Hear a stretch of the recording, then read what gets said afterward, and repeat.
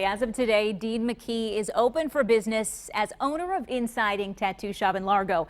It was the hope of this very day that kept him fighting for his freedom. Every tattoo has a story. It's going to be a part of your path through life. The person behind the needle has one too. I make mistakes, but I'm human just like everybody else. Dean McKee didn't get the luxury of attending art school. They would break my pencils and I'd have to buy new ones. Or sketching with top-of-the-line materials. A lot of that's coffee and pen, ballpoint pen.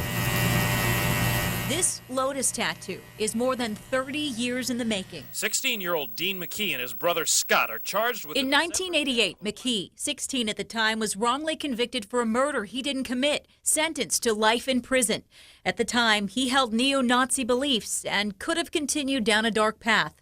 But he went the other way, disavowing those beliefs, earning his GED, and hanging on to the hope that someday he'd be free and open his own tattoo shop. They let me paint murals. In 2011, the Innocence Project of Florida got involved. New DNA evidence proved what McKee said all along. He was innocent.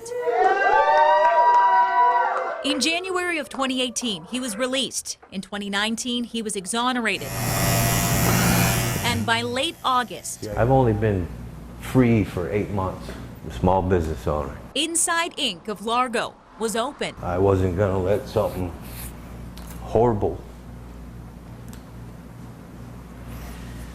define me.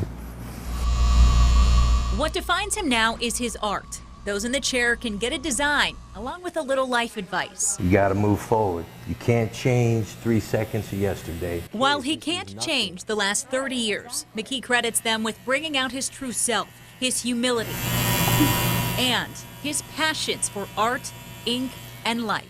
I'm going to live well with the people that I love. I'm going to make them proud, but I'm also going to make myself proud.